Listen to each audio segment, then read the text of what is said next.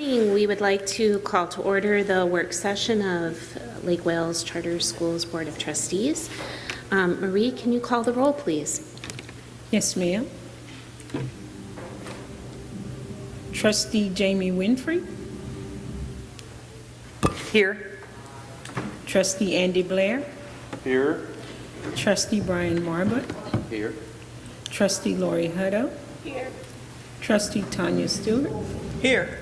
Trustee Lynn Johnson. Here. Thank you.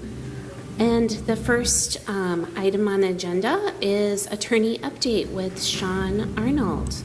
So Sean, I have you, and you're on the big screen over here. And if we could have, the first item is board update, policies and information from legislative update.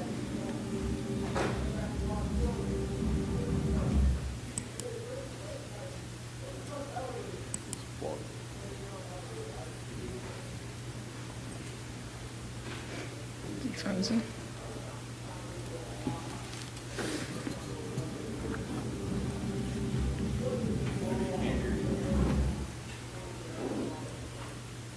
Can you hear us?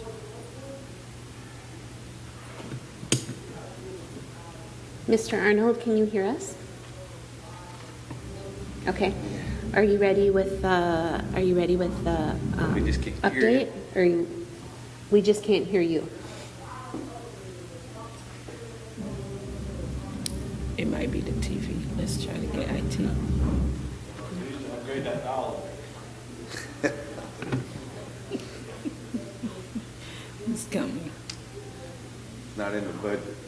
Please hold. We are having some technical difficulties. What's that? We got dial-up internet here?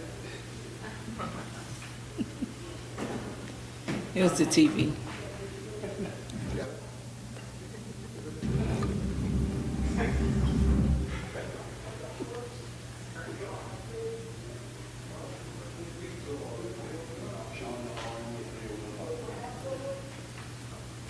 Mr. Arnold, give it a try right now.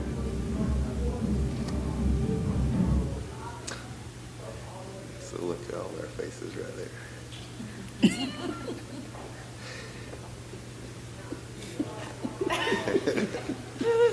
You can see what we see.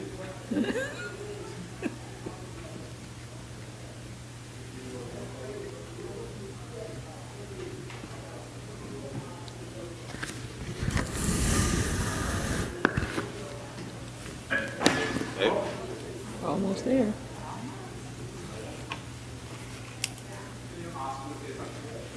Mr. Arnold, would you try again for a mic test here, a volume test?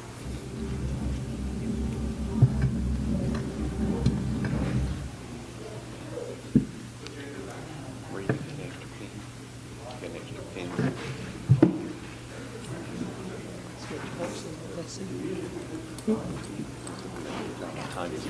Tanya got it. Sure. Can you try one more time for your volume? Oh, wait a minute. There we go.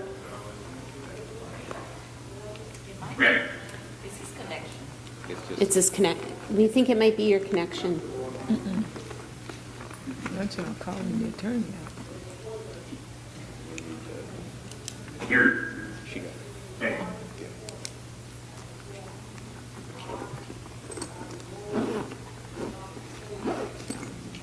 We can hear you. It's just very choppy. Oh, all right.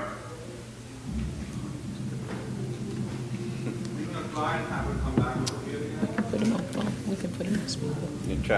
You try him to reconnect? No? Okay.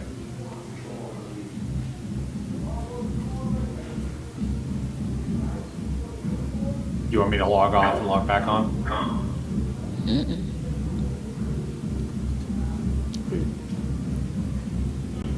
Is he okay with putting on speaker? Sean, would you be okay if we put you, if you called in to Marie and we put you on speakerphone? Sure.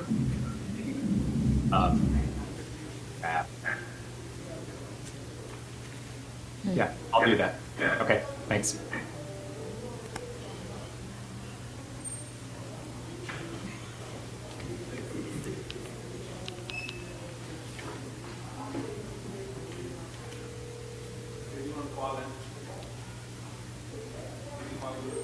Hi, Marie. Okay. Yeah. Hello, Sean. You're on speakerphone, and we are on board update, policies and information. Okay, great. All right, so good evening, or good afternoon, trustees. So the first of the items that is from the last legislative session that's on for policy for updates is the threat management policy. So this is a general policy that's designed to minimize risk in assessing intervening with individuals whose behavior could threaten school safety. This has been something that's been in place for a few years now. This has been updated by the legislature with some additional mandates. Probably the administration's already been updated on what these are, and it will be in place later on this year. But the school-based threat management team has additional things to coordinate and manage threats and other things like that. So the legislature, as part of the update this year, has said that each school shall adopt this policy, which is the one that we've created here, using the Florida Harm Prevention and Threat Management model. So that is what you have. That's the first item that you have before you. Are there any questions from any of the trustees on that? Yeah, that's under, for the trustees, that's under number 5, where it says school safety compliance, all employee and substitute training and checklist. And that'll be presented a little bit later in the work session. Go ahead, Sean. Okay. The other one, I apologize. It looks like it was the FERPA one was the first one that was on there.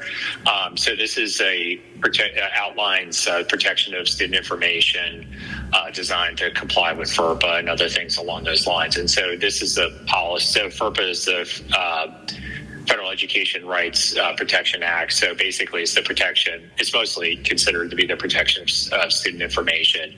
And so there was, again, additional provisions that were put into the statute this year as well as in previous years. And so the FERPA policy, I worked with, I believe, Ms. Burrows and as well as the administration in getting this up to date. So that is what that is that you have in front of you.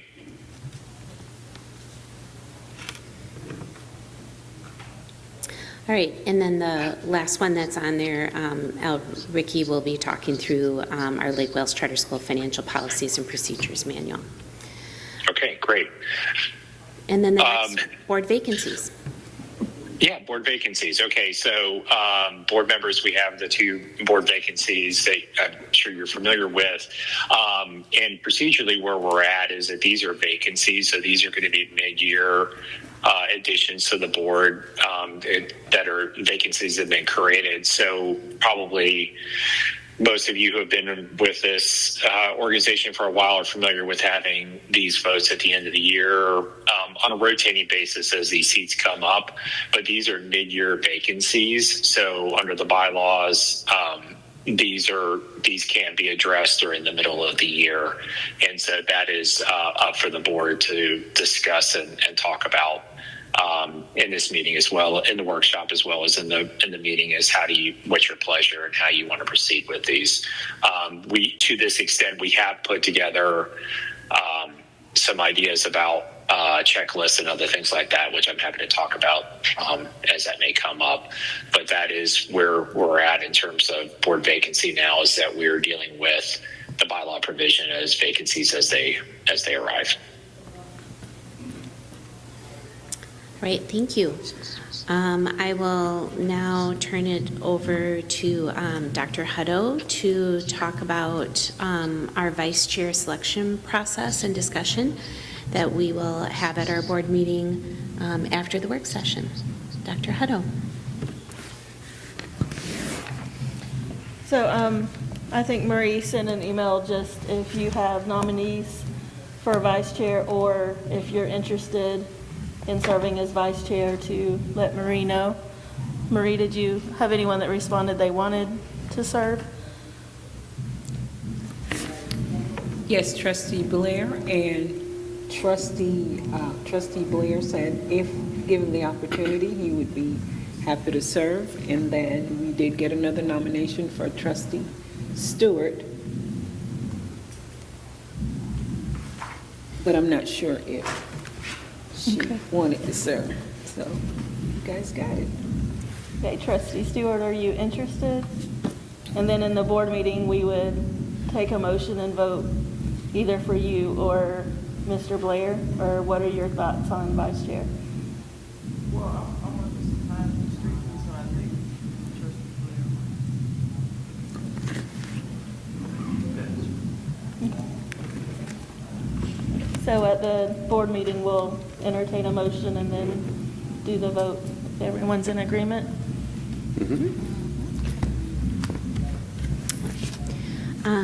Thank you, Dr. Hutto. The next thing is on the agenda is to do vacancy seats 7 and 8 discussion. Dr. Hutto. Okay, we were asked to send nominees, one per trustee for each seat. So, Mr. Marvitt, would you share your names? So I wasn't at the meeting. I did watch the meeting after it took place, but I just received the email Friday, October 20th, about providing names, and I was out of town and have not had the ability to contact anybody other than the person that I've nominated previously or talked about previously, which is Dr. T.J. McKeon. So I only have one name for the 2 seats. It was my understanding that seat 8 would be done by committee. So I have a person for the committee if we're going that route. But now I'm hearing differently that because it's a vacancy, maybe we don't go that route. So as of now, I only have one name, and that's Dr. T.J. McKeon for seat 7.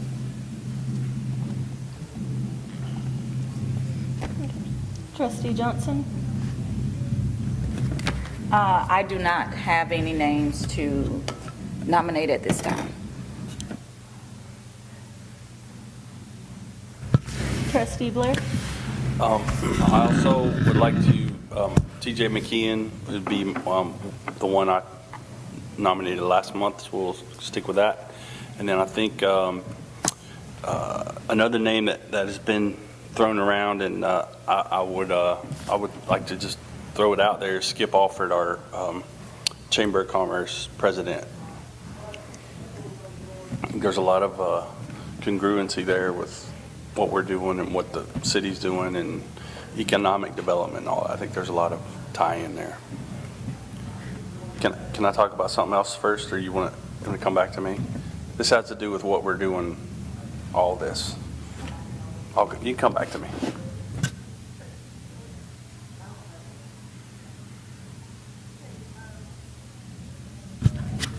And my nominees for seat 7 was T.J. McKeon, and then for seat 8, John Miller. He's been actively involved with Janie Howard and several of our other schools, and he's also sent out emails just kind of keeping us updated on legislation and different things going on. So he would be my nominee.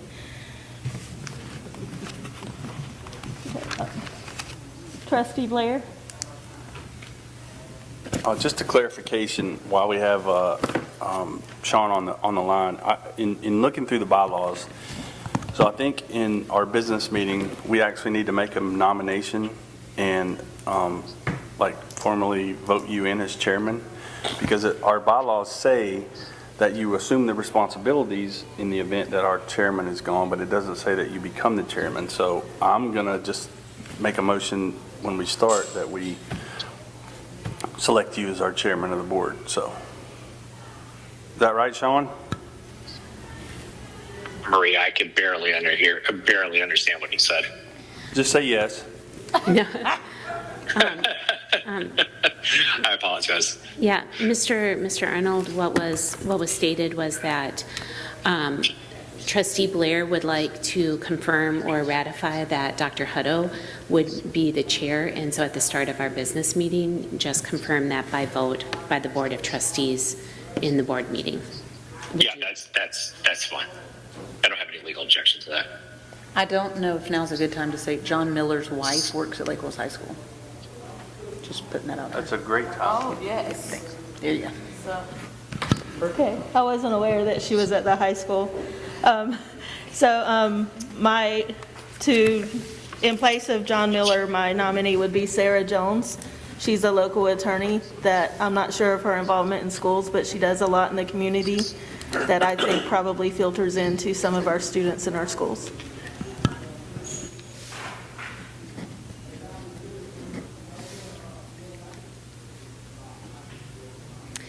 Right, are there any other discussions or nominees or information? Can I just ask a question? Seat 7 is the one that's replacing Keith. So if I understand this right, because this is new to me, and I want to make sure we explain it to teachers, because we're doing it right. Yes. I think there's misunderstanding. So there's a difference when there's a resignation versus like my term expired at someone's term. Correct. So we're handling these vacancies differently because it's a resignation. I just want to make sure teachers understand. Correct. So seat 7, the vacancy would be filled through June 30th of 2028. And that's for seat 7. For seat 8, the vacancy would be filled or would expire on June 30th, 2026. So one vacancy the nominee would fill for 3 years. Yeah, and the other one would, one. yes, for the rest of the school year, correct.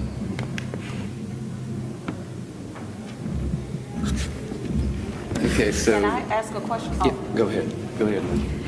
So I'm under the impression, and of course, correct me if I'm wrong, that if we want to nominate someone, we have to have had a conversation with them prior to today, right? We can't like give a name and then talk to them later on. Because they need to know, you know what I'm saying? Like, I want to make sure that that's what happens. Technically, you could. Technically, Okay. you could put a name up there.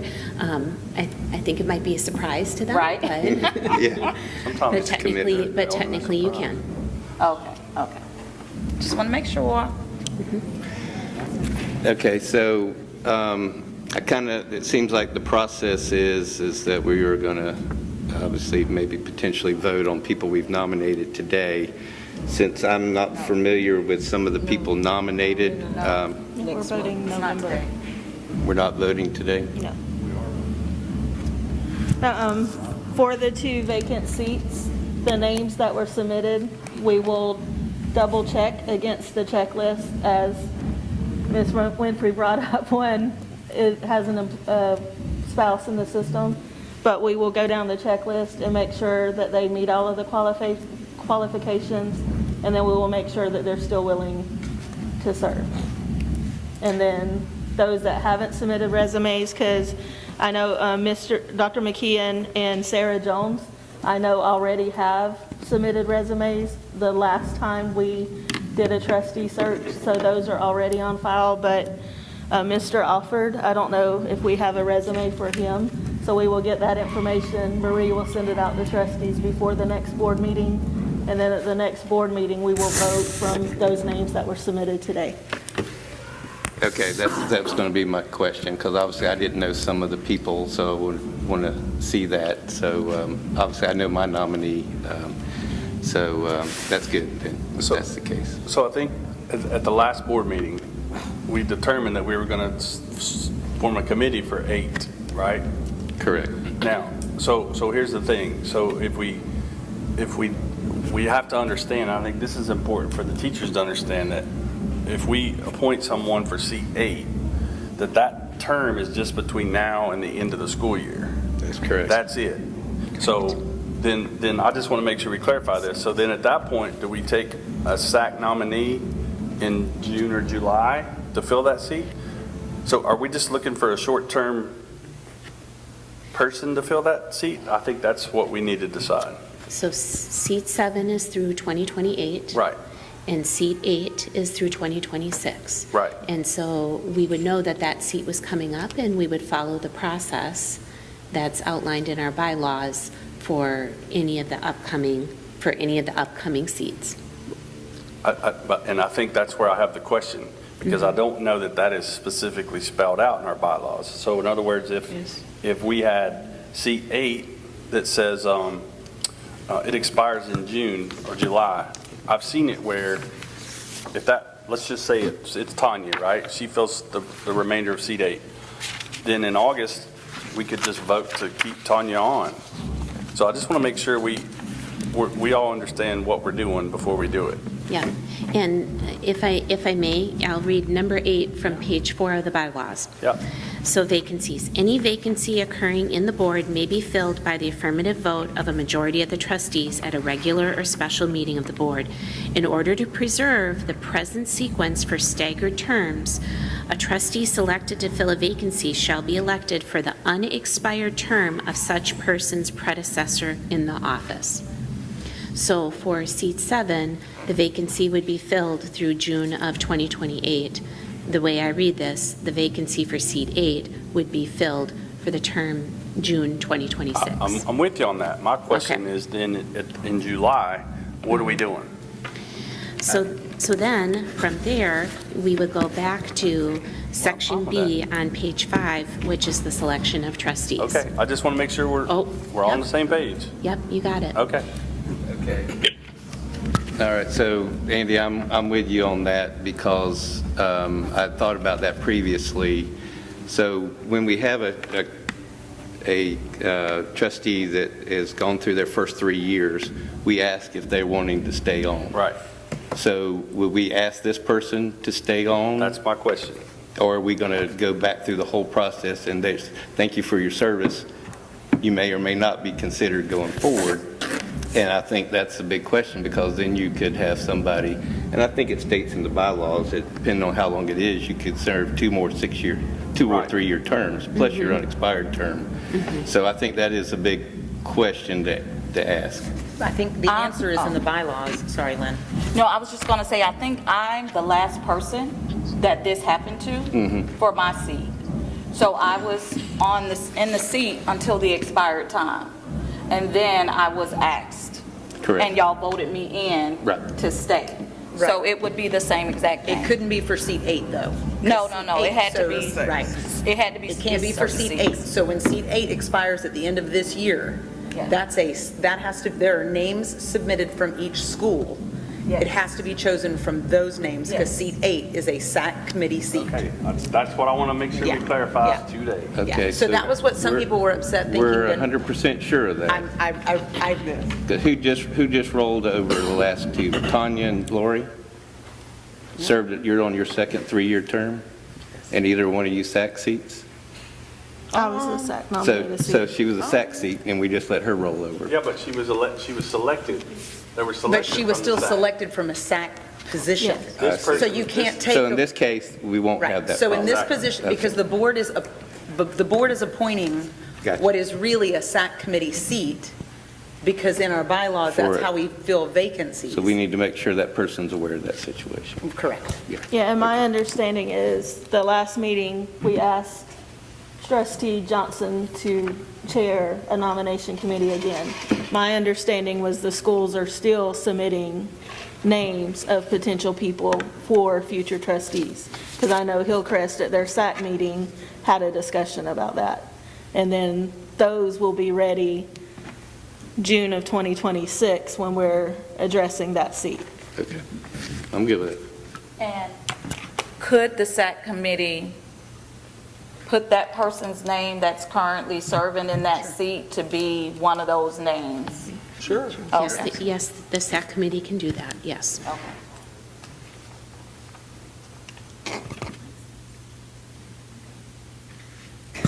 All right, so last question here, because I know Andy made the motion last time, and we talked about putting it on the agenda for discussion and everything today. Since we had 3 nominees, and there's only 5 of us for seat 7, do we really need to wait, or can we make a motion at the board meeting for seat 7 and just go ahead and take care of that this meeting?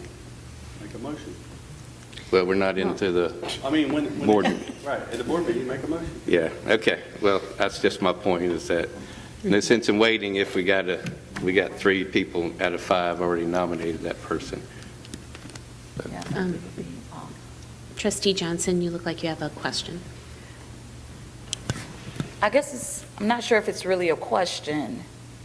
But if we go ahead and do that, then we're at an even voting number.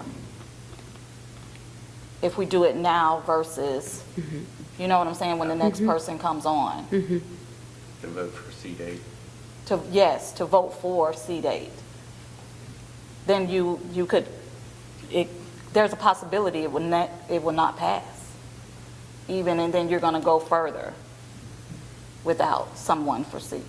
That's just an observation. Yeah, that's a good point.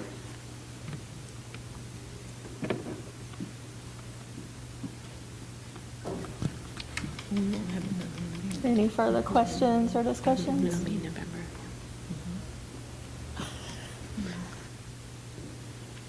Right, any other discussion, or does this feel still foggy? All good. Trustee I'm a little Square? foggy. Okay. Yeah, I'm a little foggy. So are we making a motion, or are we in the meeting?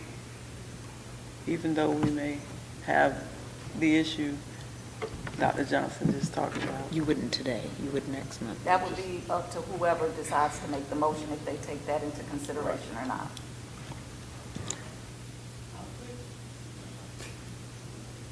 Okay. Trustee Blair, is there anything else you want to add to the discussion? No, I think my thing was, Dr. Hutto, to make sure that we get that formally done, so there's no question. Okay. I don't know where we went after that, but. So would you like me to do a recap? Sure. Okay. So we have determined that seat 7 goes through 2028, seat 8 goes through 2026. We will nominate 2 separate people. The individual that is in seat 8 can be a name that comes back by the SAC committee for that person to continue if they so choose and are a part of the SAC committee. So, other questions? All right. Awesome. So at this time, if I could have Kevin, Mr. Bender, our IT director, and Ms. Burrows, our HR director, come up to present our FERPA policy that Mr. Arnold had mentioned in his update.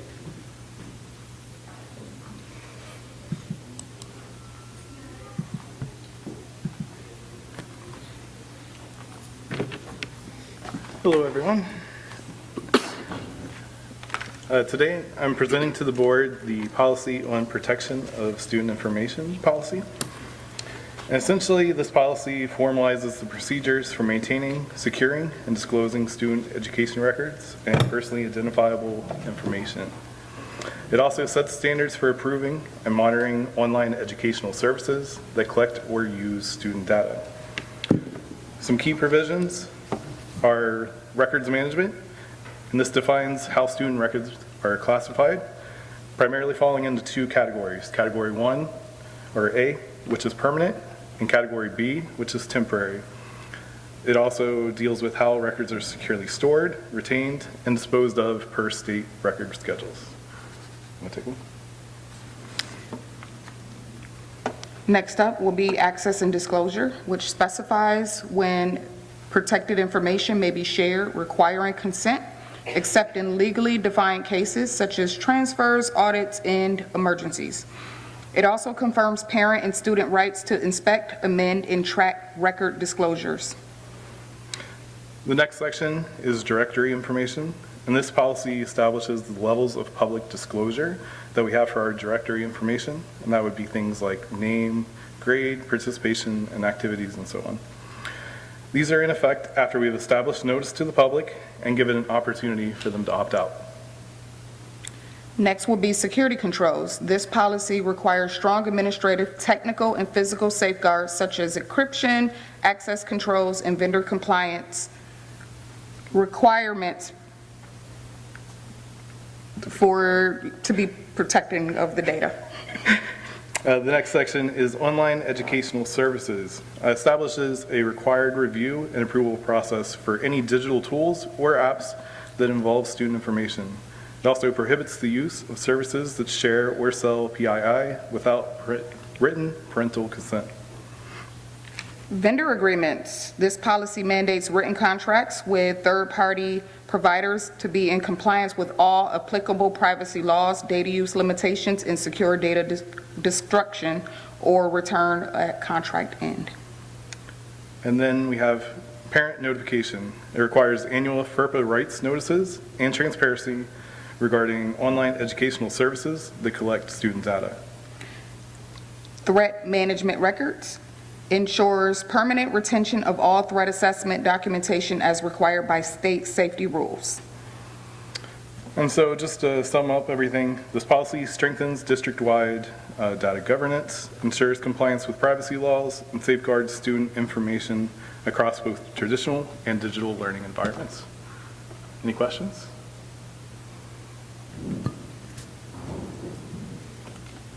If I can make a couple comments.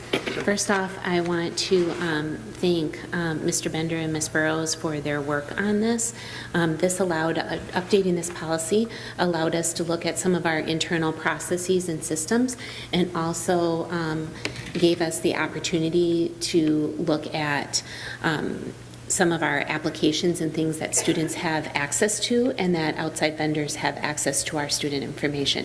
So I feel much more secure after this review and in working with our administrators through this. So thank you for everybody that helped with the work on this. So stay.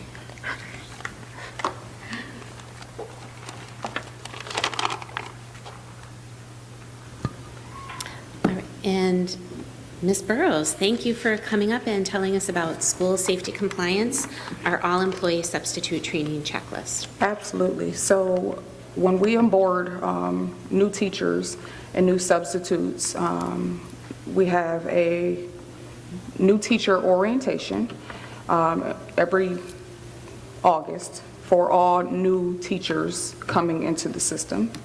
And in that orientation, we go over all safety, school safety parameters, including Raptor in the app, run,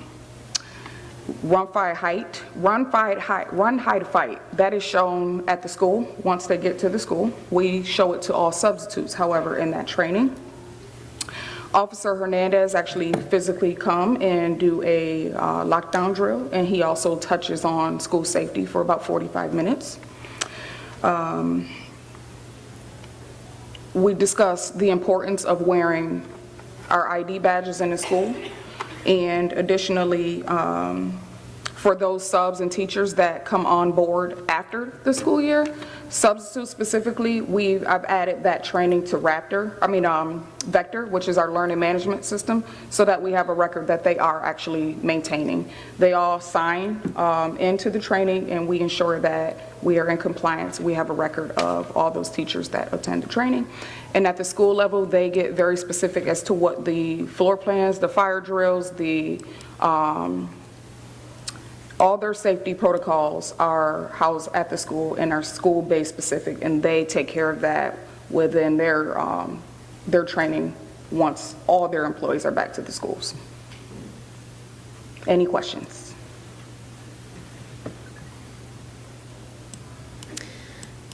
I would just like to commend our Lake Wales Charter School HR staff and our principals and our administrators, because when we got this information on legislative update, we were already in compliance and had already been doing these things with our substitute teachers and all of our employees. So making sure that all of our staff feel prepared in an emergency situation has been a #1 priority and was already in place prior to the legislative update. All right, thank you. All right, next up, we have Lake Wales Charter School Financial Policies and Procedures Manual, including procurement.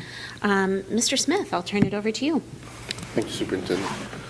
Board of Trustees, I'll be requesting your approval of the financial management manual here, which houses our policies and procedures.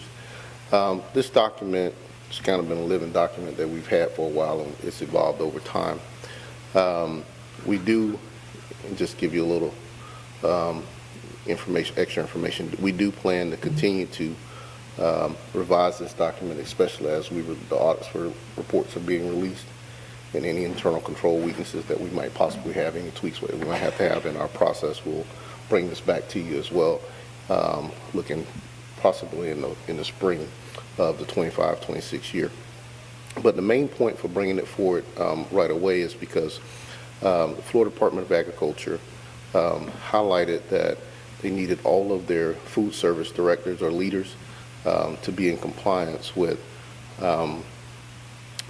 it's not really a new memorandum. The memorandum actually came out in 2017, but it refers to the Buy America clause, and it's actually on page 11 of the document, and it kind of outlines exactly what, in summary, exactly what is required for the food service direction. So the superintendent, along with the food service staff, wanted to present this particular language in our procurement document and have the board to acknowledge it. And so we can kind of be in compliance with agriculture at this moment. And again, like I said, once we have our audits complete, we'll look at this document, begin to revise it, and in one major overhaul, we would actually be taking this document apart and presenting various sections within this document to the board as separate policies.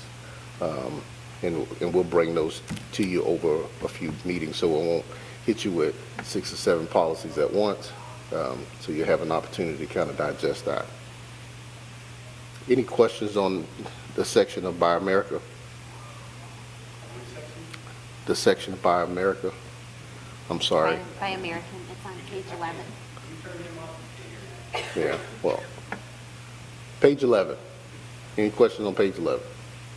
Okay.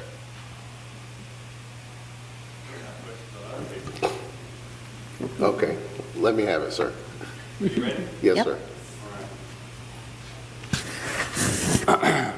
So I had a copy of this all marked up, and most of my questions have been answered, but I think it's important that everybody hear what the answers are.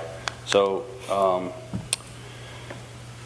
let's see here. On page 2, there's not a lot here, just FYI. I'm not going to go, I don't know how many pages are in this thing, but I don't have something on every page, just FYI. So page 2, it says in here, I think this is old wording,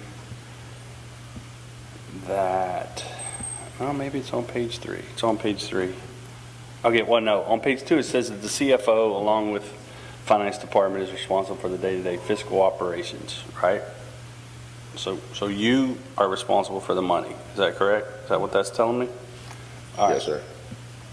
And then it says the principal at each location is effectively the CEO of each school.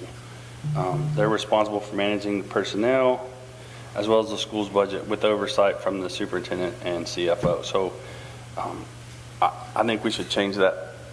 We have a CEO. Her name is Julie Conrad, right? So I just feel like if we need, I'm not gonna hold up an approval on this. But go ahead. No. I mean, Okay. Does that make sense? Let's see here. Page 6, procurement. This is where most of my questions were, and most of them have been answered.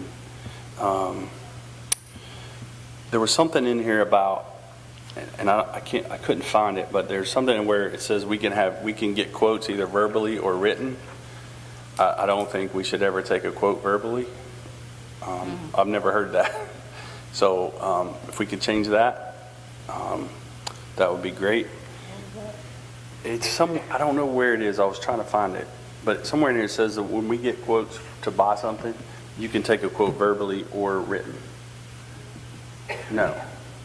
And I know this is just this is a work in progress, and so and then when it comes to procurement, we have all these categories of the dollar amounts, and I know that I believe Ms. Conrad and Ulrika, you're working on a real procurement process with dollar amounts and all that kind of stuff. So I'm good with that. And then the only other thing I brought up, and I got a great answer, was, which I've gotten normally from our new superintendent, is I'm already working on it. So was the computer part.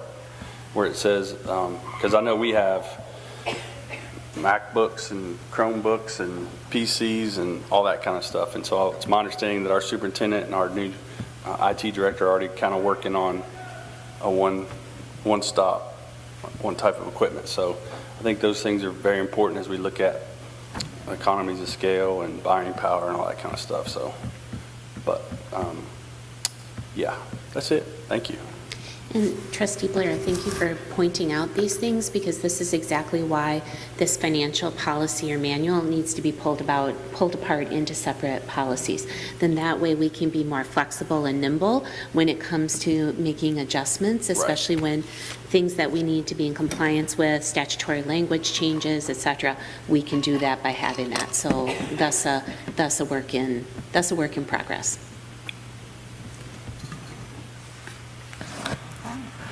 Any more questions on the menu? Okay. Ricky, if you would like to go right into the financial report, that'd be great. Absolutely. I lost my place here.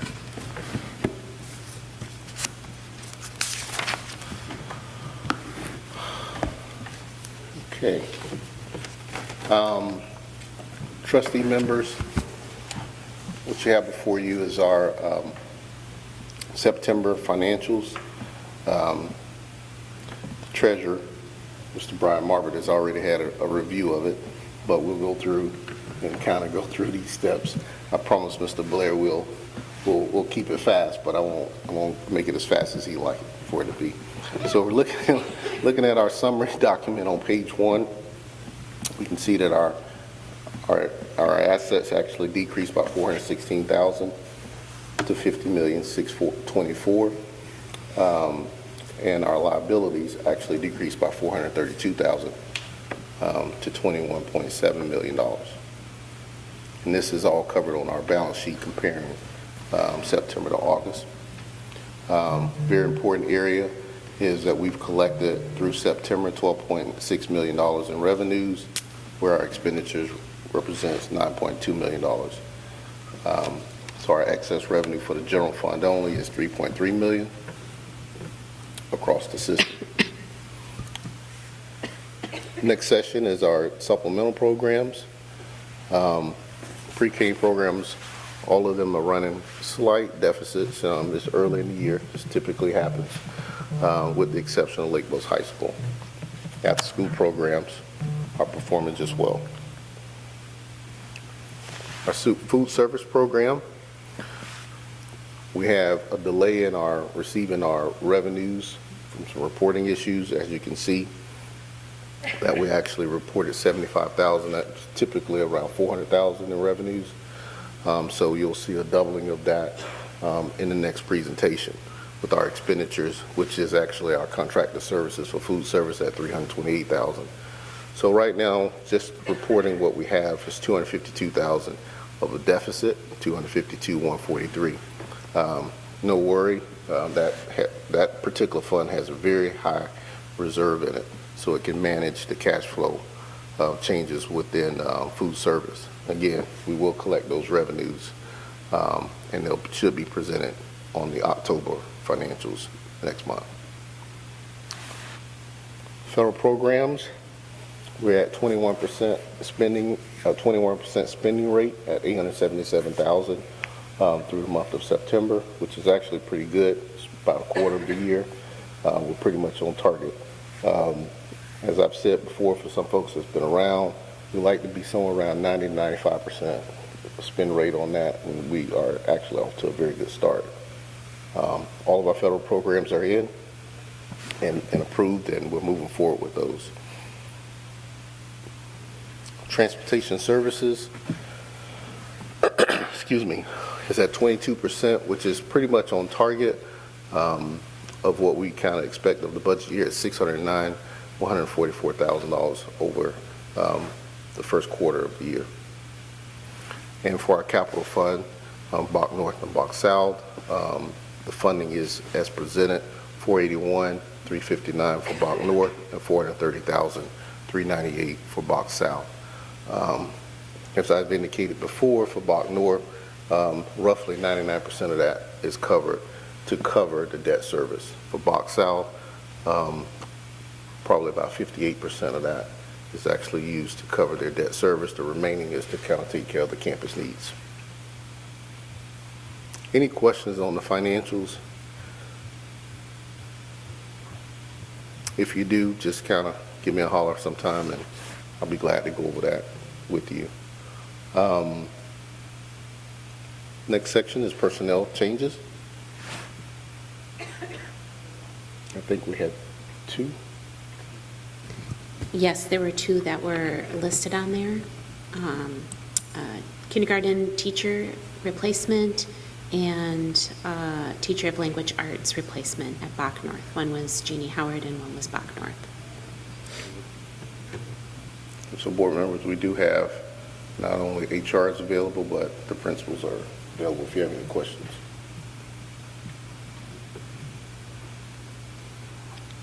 Okay, if there's no question, that concludes my presentation. Thank you, Superintendent. Thank you. All right, next up on the agenda is the superintendent's update. Superintendent's update was emailed out actually to all of our administrators along with the Board of Trustees. I provided a listing of, since our last board meeting, where I've been present, visible, and of service in our schools. I discussed the rounding meetings, tour of Vanguard School and meeting with the head of schools, Shannon Graves, meeting with Polk County Board Member Travis Keys, meeting with our city manager, James Slatton, meeting with Dr. Melody Ryder, president of Connect Ed Polk. That was a very interesting meeting. Our FFA Alumni Back to School Bash at Lake Wales High School. I've also volunteered my spouse to be a chili contest taster. I'll be in support, but he can be the taster. He probably doesn't know that until he just heard that right now. Lake Wales Charter System Behavioral Team Training. I was part of and wanted to be present for the whole entire behavioral team training because this is a system support initiative that we are putting into place to support our schools when it comes to behavior. So a big shout out to our teams from each of our charter schools that were there at that training, and Ms. Barrow for her leadership on that. Polk County Schools High School rezoning meeting for the Southeast region, along with the special Polk County School Board meeting on September 30th. There is a referendum ballot question for November 30th for operations, and I will be sure to be bringing more information forward and getting that out to you. That's been going out to make sure that we have an understanding of how we're impacted here in Lake Wales, and that's coming up quickly. ESOL Parent Leadership Council with Dr. Acevedo, support of our FTE survey, our morning bus count. I have to give a shout out to Mr. Johnson. We had a great time seeing all of our students and our drivers and making sure that we getting students home, or getting students to school and then home. Actually, I feel like they're coming home when they're coming to school, but anyway, coming to school and then going home. Then the 1919 building dedication ceremony, and the link, I put in there the link to the presentation. And thank you to everybody that came out, and especially Ms. Speed. We appreciate you and the Bach North staff for all the things they do, and a shout out to Marie for helping to put together a wonderful ceremony and presentation. The coverage in a lot of the media was excellent when it came to that dedication, and is a culmination of many years of getting that building ready. I was at the Florida Charter School Conference last week and learned a lot, and a shout out to our Box South staff and students that served as the tech team at the Florida Charter Conference. They were, once again, they were very like mini rock stars when they would come in and help out with our educators and our professionals with their technology. So a big shout out to them. I was also at the Florida Charter Schools Teacher of the Year ceremony, and we want to do a big congratulations to Babson Park's Callie Moore, who was a finalist. Unfortunately, she was not selected, but had a great turnout of her colleagues, and we were very proud of her and Babson Park, and a shout out to Mrs. Tyler for nominating her. It was a great selection. Then meeting with our student leaders at Bach Academy South, student hosts, so had a great conversation with them. And then multiple visits to schools, PLC meetings, breakfasts, lunch supervision, dismissal, open houses, orientations, and more. So thank you for allowing me to be present in the community. And then as you heard in my speech, my presentation at the 1919 dedication, we just finished first quarter, and we are now going into second quarter. And second quarter for me will bring town hall and focus group meetings to gather direct stakeholder feedback on the goals for the next 5 years. We want to know from our community what should be guiding our work, what should Lake Wales Charter System stop doing, continue doing, and start doing. And so there is a QR code that'll be starting to circulate around that anybody, if you're not able to attend a focus group, a town hall meeting, or you have information you would like to share, you can put that right there on that QR code. What can we stop doing, continue doing, and start doing? Third quarter will be dedicated to analyzing your answers, and a system strategic plan will be to the Board of Trustees by the end of the fourth quarter. So thank you, and stay tuned for updates. And I will make sure that Ms. Winfrey can talk more about our Teacher Advisory Committee, because we've also been working on that as well. Sure, go ahead. Okay, so we mentioned this briefly, that we were going to kind of restart something that had happened before the Teacher Advisory Council, but do it fresh and do it better. So each campus got a voting form to submit.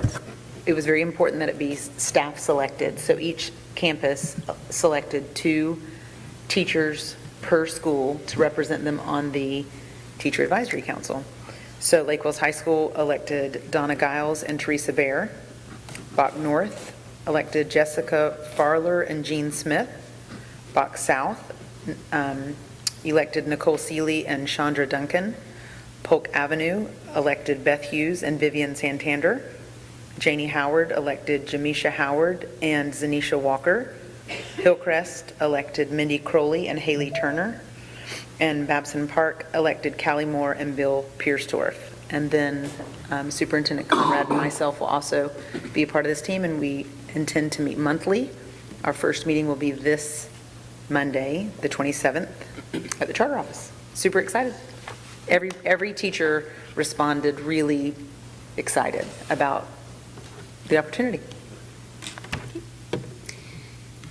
And bylaw, we will be working on reviewing attendance policy and enrollment policy, and that will be coming up hopefully at the next board meeting. So that concludes my superintendent's report. Next up on the agenda is any questions on work session minutes or Board of Trustees meeting minutes from September 22nd.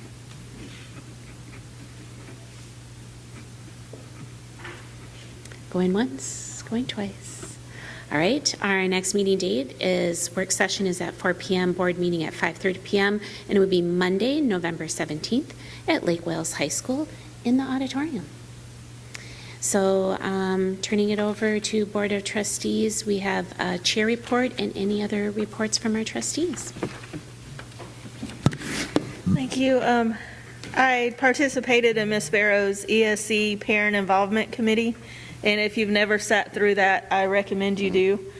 She does a great job just partnering with fiddlers to get resources to our parents, how they can help with homework, how they can help in the classroom, and she just does a really great job with that. I love that communication piece.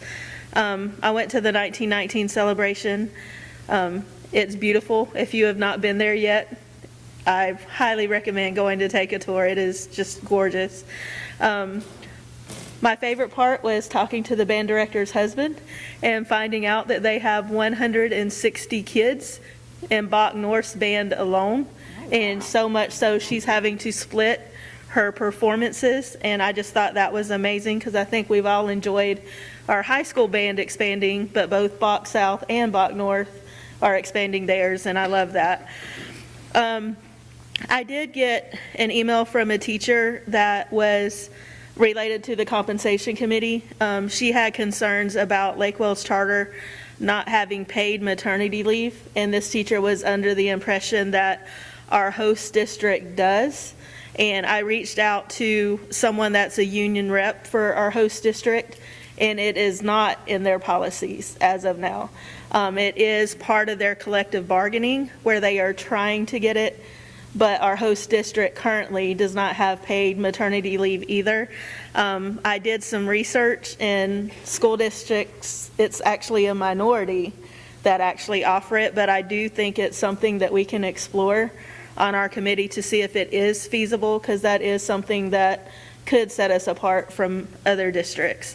And I just want to commend all of our schools. I know at Warner it's been a crazy start, so I'm sure it's probably worse for K-12 people, but I just appreciate the job that you guys do and just how well you love on your students. So thank you guys. Mr. Marbit?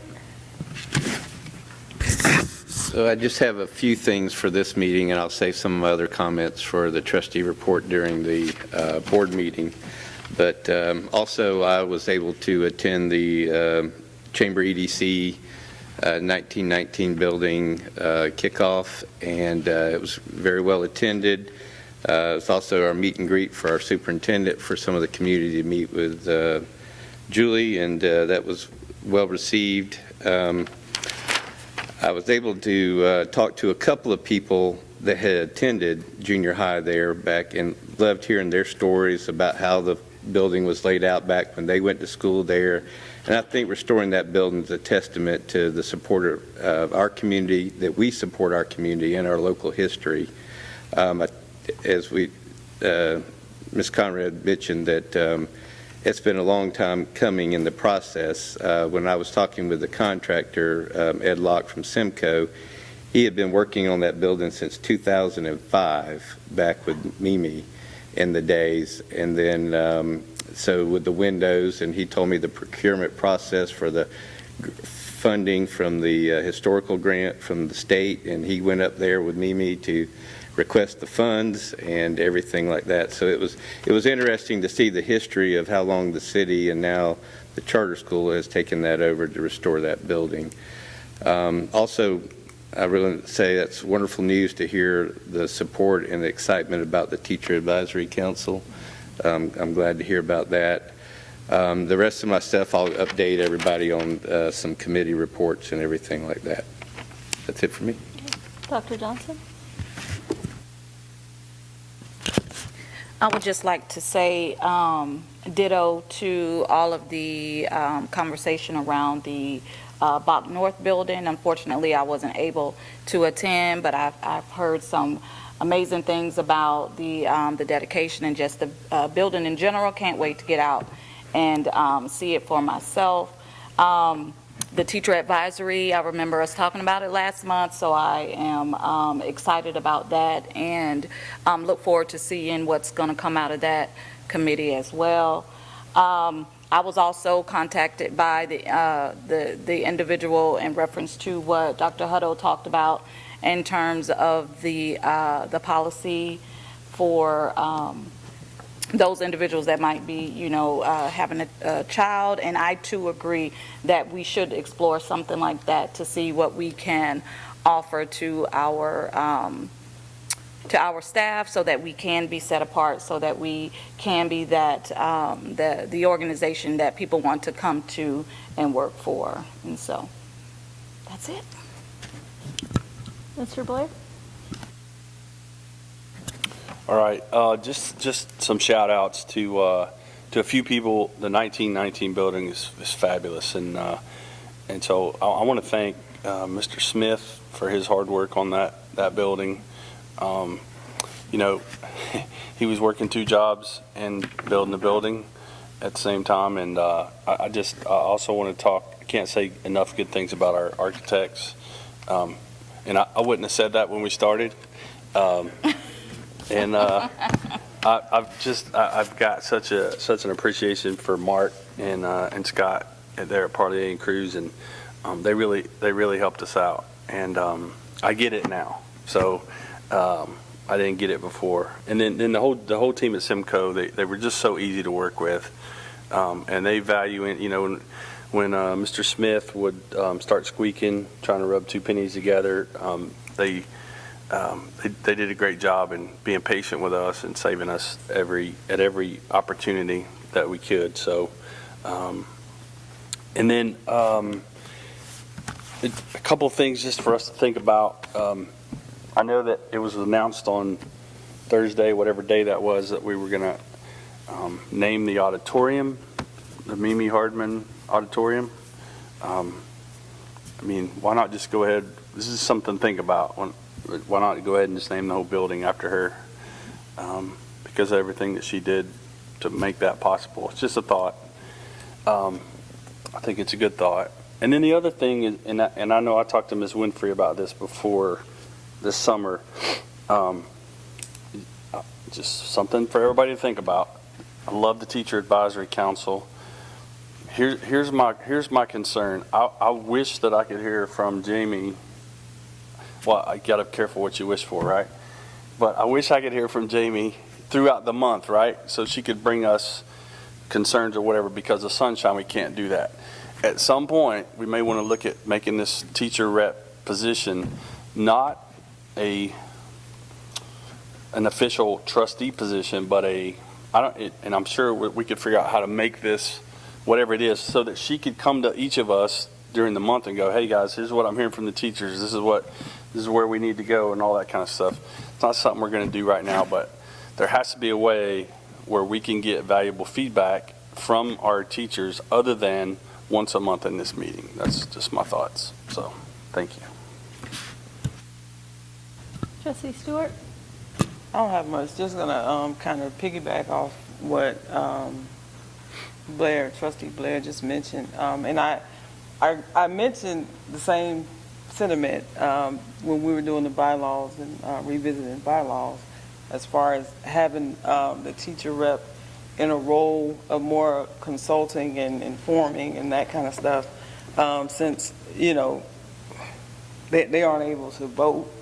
So, you know, might as well be able to give them more of a voice, so that we can know ahead of time what some of the issues are. Because a lot of times I don't know what the issues are until I get here. Right. So, Thank you. Ms. Winfrey? Mine was just the Teacher Advisory Council and making sure that those names were out there in public, and so that we could be excited about that together. Yes. I will say this, I did have to interact with several of the principals as a result, and they were all great as well, so I really appreciate that. I know that y'all are busy and that's hard, and they were really great. Okay, that's it. All right. Any school updates? We've run out of time almost every time in work session, so we haven't been able to do school updates. So do any of the trustees have any questions for our schools? Ms. Barcenas, can we hear more about your challenges? Sorry, I'm trying to find it in the report. The concerns on the 2nd Street side when VPK dismisses? Come on down, Ms. Barcenas.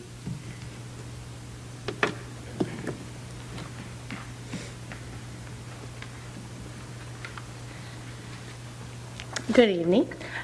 So Polk Avenue, the way that our VPK is in the back of our PE field, right where you turn on from 60 onto 2nd Street. And there's no school zone sign or like safety notification. So I've gone out there a couple of times. I have talked to Lake Wales Police Department in a couple of different places and pockets of people. Just trying to do some inquiry, like where do I start? What's my next step? Those pieces.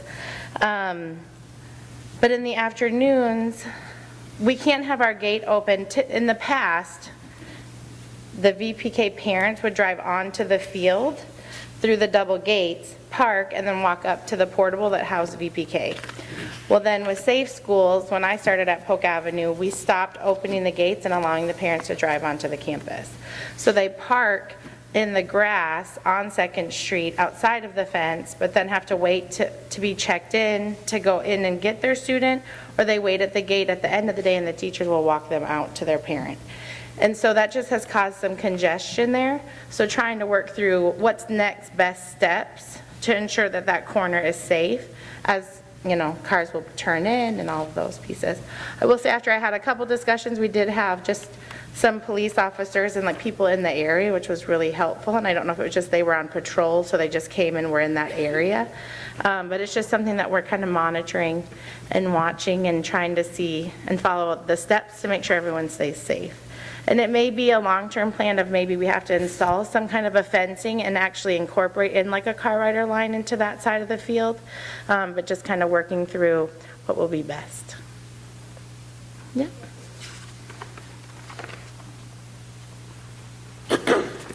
Other questions on school updates or anything anyone would like to share?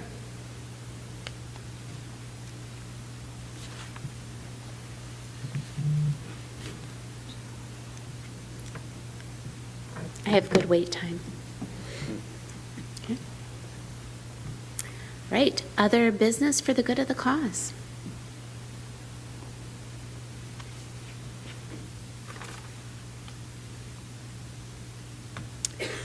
All right, well then I will call to adjourn the work session for today, October 20th at 5:08 p.m. And we will see you back here at 5:30 for our Board of Trustee meeting. Thank you.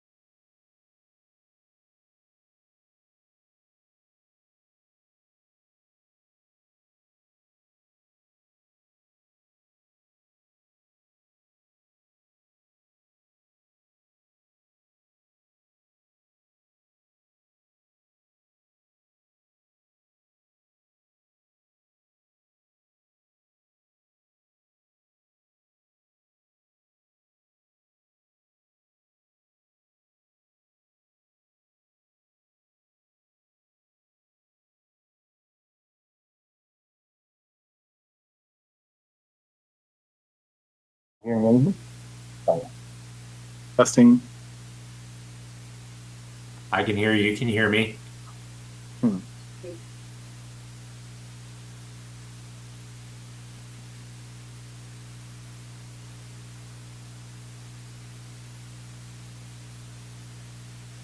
Testing.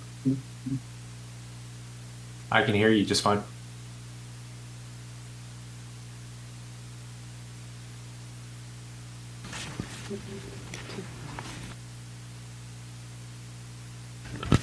Okay, we'll call the business meeting to order. Trustee Blair is going to lead us in the invocation and pledge.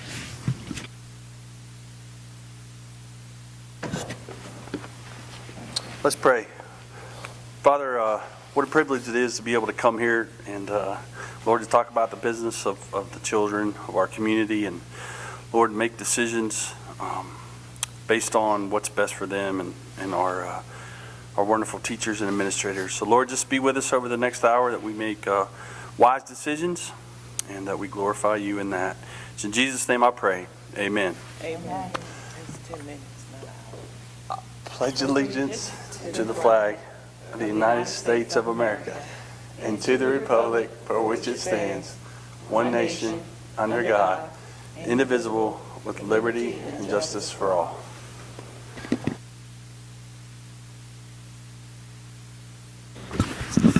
Thank you, Mr. Blair. Marie, do we have any scheduled persons addressing the board on agenda items? No, ma'am. No, ma'am. We need the roll call. Okay. All right, Marie, will you do a roll call, please?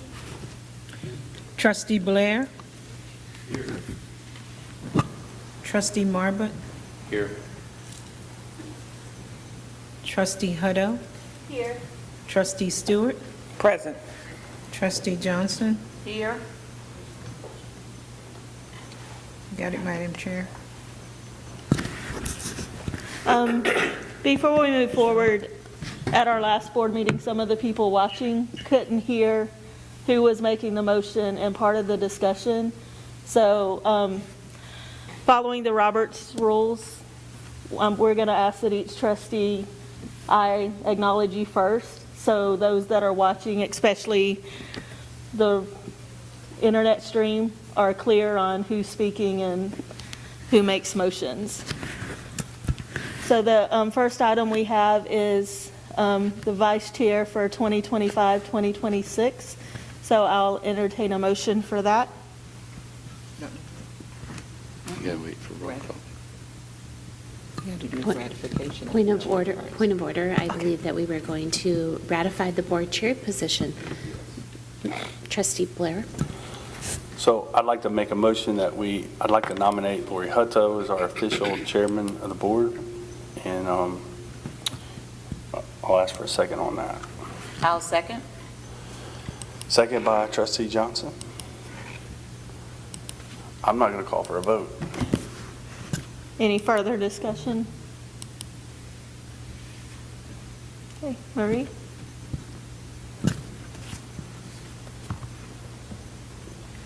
Trustee Blair? Yes. Trustee Marbut? Yes. Trustee Stewart? Yes. Trustee Johnson? Yes. Madam Chair?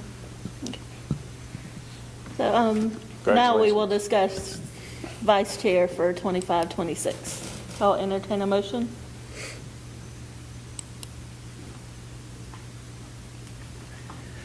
I move that Trustee Blair be nominated for vice chair. Okay, we have a motion by Mr. Marbut, I'll second. second by Ms. Stewart. Any further discussion? Marie? Trustee Marbut? Yes. Trustee Hutto? Yes. Trustee Stewart? Yes. Trustee Johnson? Yes. Madam Chair? Motion carries. Next, we have approval of FERPA, the Family Educational Rights and Privacy Act. I'll entertain a motion for approval of that policy. So moved. Motion by Mr. Blair, Second. second by Dr. Johnson. Any further discussion? Marie? Trustee Blair, Yes. Trustee Marbut, Yes. Trustee Hutto, Yes. Trustee Stewart, Yes. Trustee Johnson. Yes. Madam Chair? Okay, motion carries.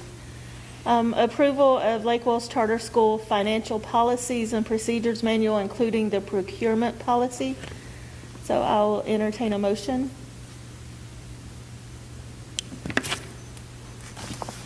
I'll make a motion Okay, to accept the approval of the financial policies with the indications of Mr. Blair. Motion by Dr. Johnson. Is there a second? I'll second that. Second by Mr. Blair. Any further discussion? Marie? Trustee Blair, Yes. Trustee Marbut, Yes. Trustee Hutto, Yes. Trustee Stewart, Yes. Trustee Johnson. Yes. Madam Chair? Okay, motion carries. Next, we have approval of the Board of Trustees work session minutes from September 22nd. I'll entertain a motion for approval.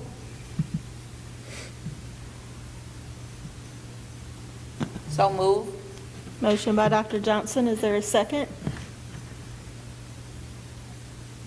I'll second. Second by Trustee Stewart. Any discussion? Marie? Trustee Blair, Yes. Trustee Marbut, Yes. Trustee Hutto, Yes. Trustee Stewart, Yes. Trustee Johnson. Yes. Motion carries. Next, we have approval of the Board of Trustees meeting minutes from September 22nd. I'll entertain a motion for that. So moved. Motion by Trustee Stewart. Is there a second? I'll second it. Second by Mr. Blair. Any discussion? Marie? Trustee Blair, Yes. Trustee Marbut, Yes. Trustee Hutto, Yes. Trustee Stewart, Yes. Trustee Johnson. Yes. Motion. Madam Chair? Motion carries. Next, we have approval of the financial report for September 2025. Is there a motion? A motion that we accept the report as presented. Motion by Mr. Marbut. Is there a second? A second. Second by Dr. Johnson. Any discussion or any further questions? Marie? Trustee Blair, Yes. Trustee Marbut, Yes. Trustee Hutto, Yes. Trustee Stewart, Yes. Trustee Johnson. Yes. Madam Chair? Okay, motion carries. Next, we have approval of the personnel changes. And I believe we have to vote on these because they're out of field. Just gotta vote because it's there.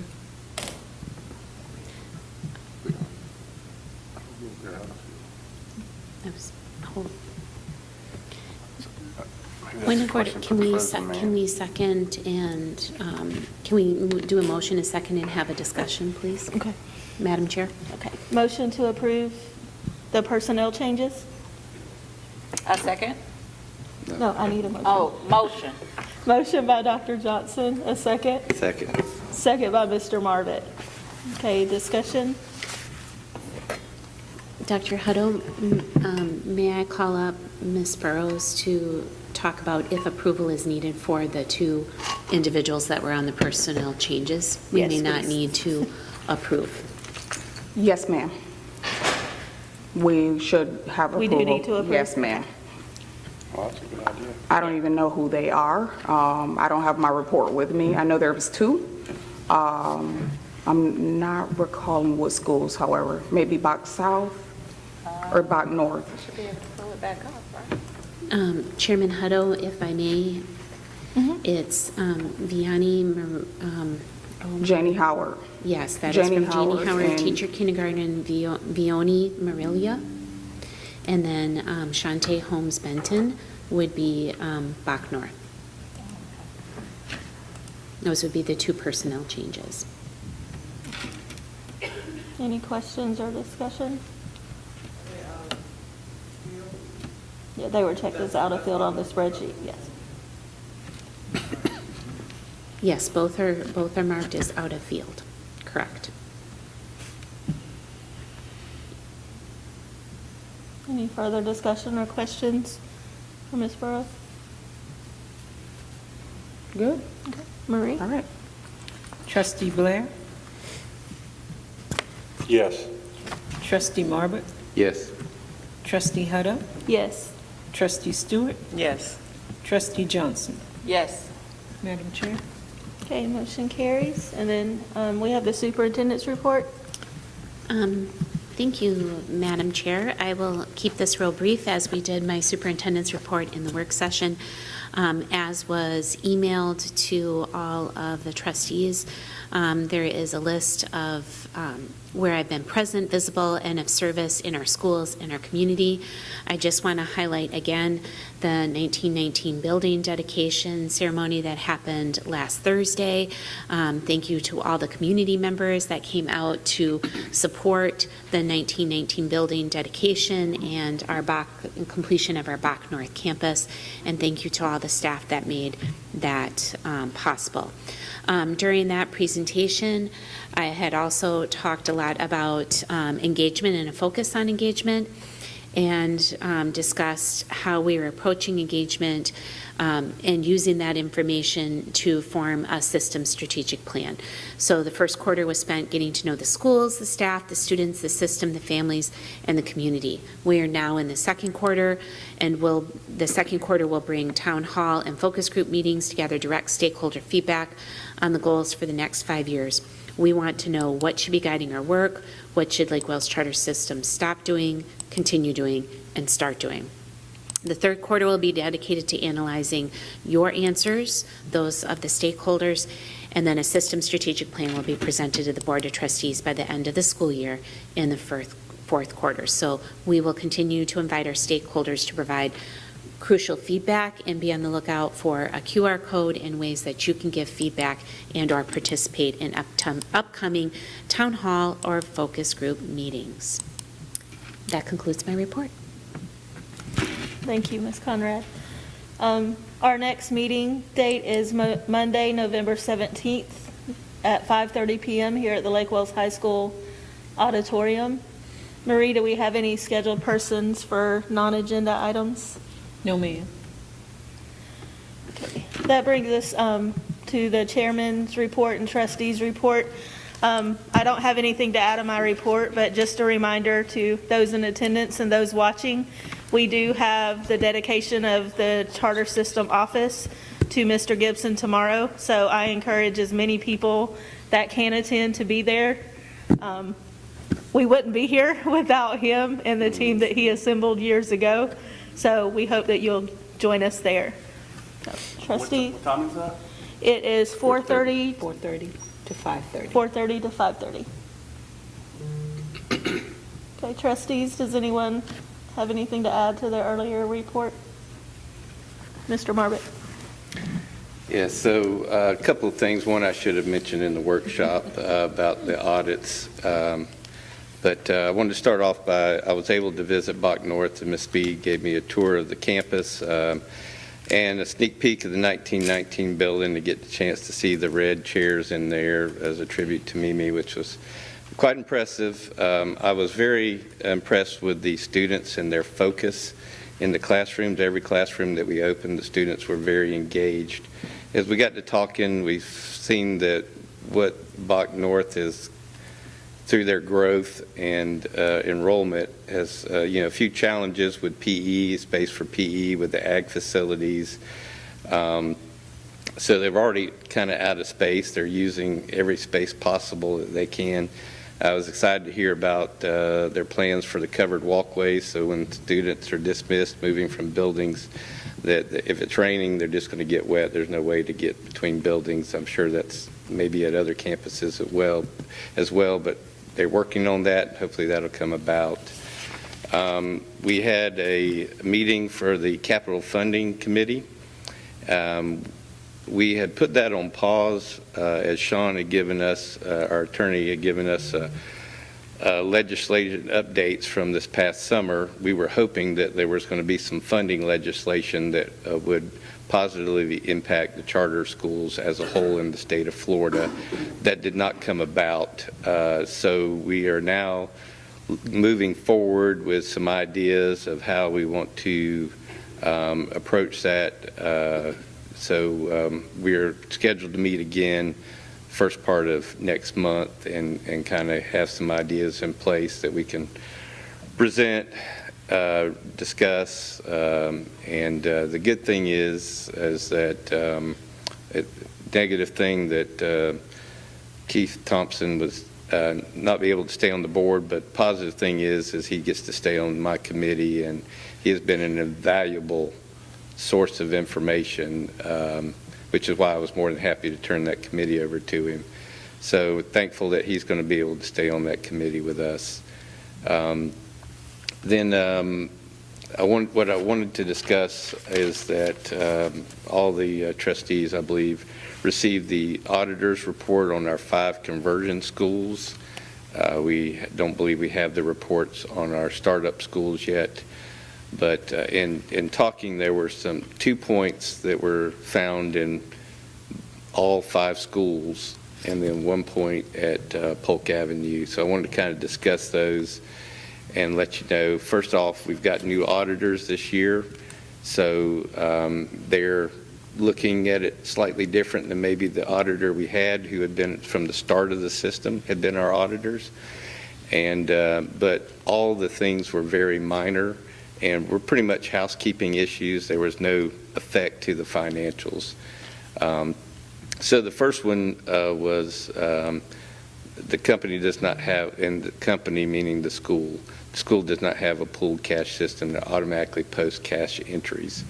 So what happens is we run a report internally and we manually post some of those systems. So after this audit, Al Ricky and his team are now working to create some automatic entries so that we won't have that going forward.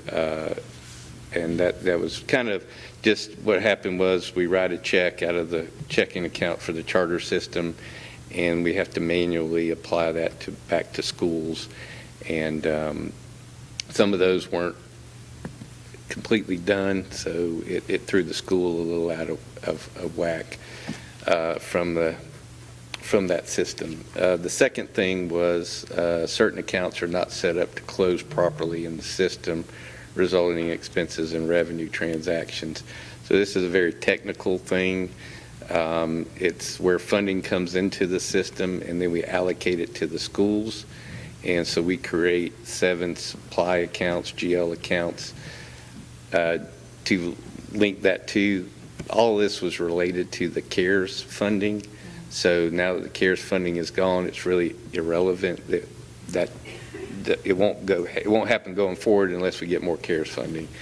And then the only other issue was there was Polk Avenue had received some grant funds in one school year, and then or was scheduled to receive it, and then they got it in the next year, or exact opposite. I think that's right.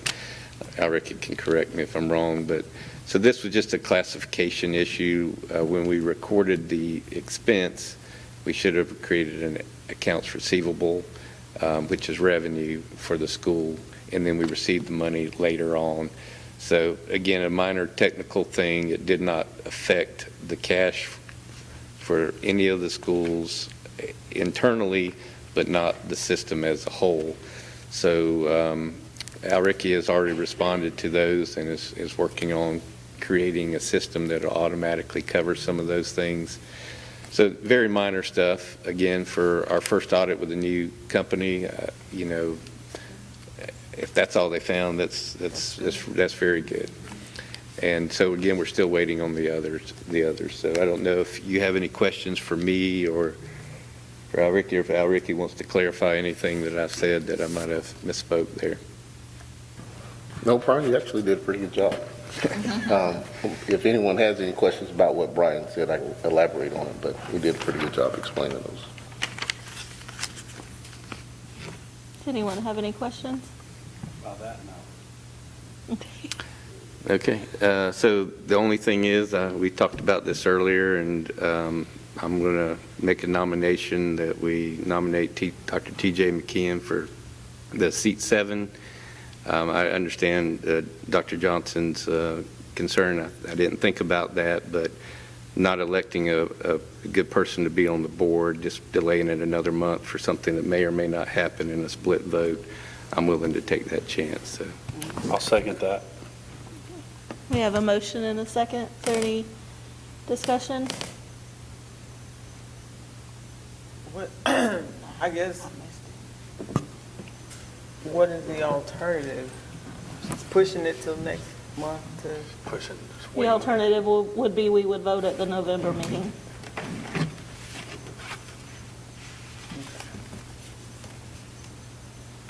And we're still going to vote on the seat 8 at the November meeting after we get all the nominees for that. Are we discussing or? Dr. Johnson? So I guess my question would be, what's the reason for, or in your, because I want to understand the reason for wanting that person to be voted in now, they still can't, so that they attend the November meeting? Is that what the reason why? Well, for me, I think we've, need to fill the positions as quickly as possible. And, we just went through and had 3 people nominate the person for that seat. So I don't see why there's a reason to delay that vote. And seat 7 is, Marie, seat 7 is the board chosen seat? Board appointed seat. Want to make sure I'm correct, Matt? Yes. Okay. And who was nominated for that seat? Mr. Marbett, Mr. Blair, and myself all nominated T.J. McKeon. No one else presented any names. Okay. And I think that goes to Mr. Marbett's point of why wait till November when there are no other names. Okay. Any further discussion or questions on that? Marie? Yes. Trustee Marbut? Yes. Trustee Hutto? Yes. Trustee Stewart? Yes. Trustee Johnson? Yes. Madam Chair? Okay, that motion carries. And again, for the next meeting, we have the names Skip Alford and Sarah Jones. So before the next meeting, we'll get their bios and information, and then we'll be voting between those 2 for seat 8 at the November meeting. Can we still submit names? Yeah, that's my question. I would like this, I didn't get a lot of notice. I would like to potentially submit some more names to Marie for consideration. Marie, what would the timeline be that you would need to have things in order for the next board meeting? So we're not doing a nomination. The next board meeting comes quickly because of Thanksgiving break. So it's the 17th is the next board meeting. By the end of this month. So by the end of the month. By the end of October. Because we're literally, the first week in November, where we've already drafted the agenda and started the process. Okay, so I just want to clarify this for those that didn't listen to the work session because it was so riveting. We're going to, seat 8 will only fulfill the unexpired term of seat 8, which is through the end of June or into July of 2026. So it's just for a few months. June 30th, 2026. End of June. End of June. And then we're going to, There's a committee. there'll be a committee, the nominating committee will be in effect, and then we'll fill the new term from the nominees from the SAC recommendation. Is that correct? Got it. Okay. That is correct. Okay. But the SAC nominations, that will be done earlier in the year. in Right. March. Yeah. So any names we come up with now does or does not come from the SAC list? Does not. Does not. Does not. Does not. Okay. Yes. All they're doing is, Understood. Fill in the seat. yeah. I Fill the got you. seat. Mr. Arnold, did you have anything to interject or anything to add to that? Yes, Mr. Arnold is asking me to call point of order. And so we can, it was okay to have the discussion, but it wasn't noticed, and please correct me if I'm wrong, Mr. Arnold, that we were actually going to vote. That was his piece here. So, with this, we would have to ratify T.J. McKeon at the next meeting to confirm. Would that, Yes. Mr. Arnold, would that be correct? Yeah, trustees, we did, unless hang on one second. No. Apologize, I had to turn my computer volume off.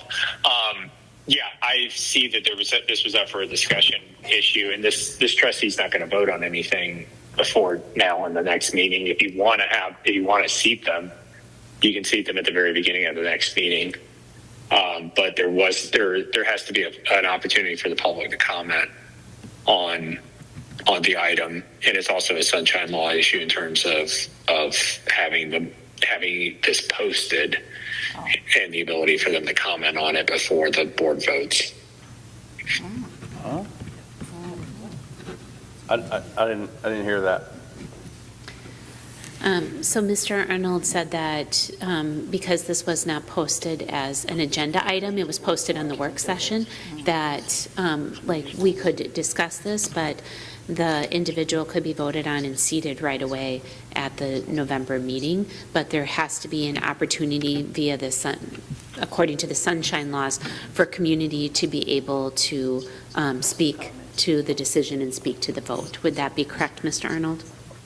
Yes, I actually had a school do this recently, and they got a letter from the district threatening enforcement action. So, again, there's not going to be an opportunity for this person to vote on anything between now and the next meeting anyway. Right. If you want to seat them, we can do that at the beginning of the next meeting. Okay. Even though we talked last, and I'm just asking for clarification, we talked about selecting this seat this month, at last month's meeting. Does that makes no difference? Yeah, it's just a question of what's down as an action item on the agenda. Okay. Yeah, that's the issue. Again, it's not a question of that it hasn't been previously put up. It's just that I don't know we've had public comment on it. So. All right. Thank you. So, Mr. Arnold. No problem. Mr. Arnold, would you agree that we'll work on language on how to make sure that that is posted correctly on the agenda for November 17th? Yes, ma'am. Thank you. No problem.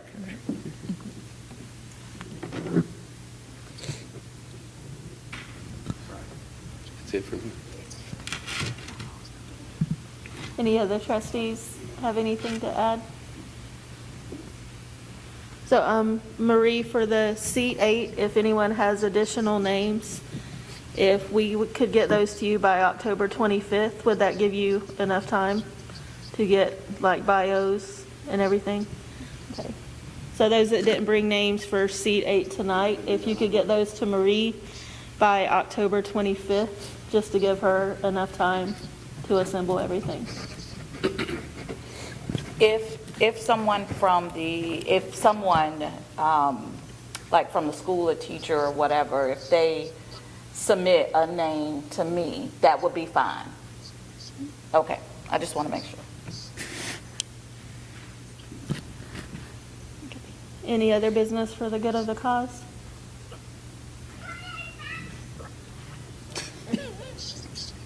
Jamie had something to say about it. I didn't get it, so. We're good. Okay. If everyone's good, then we are adjourned.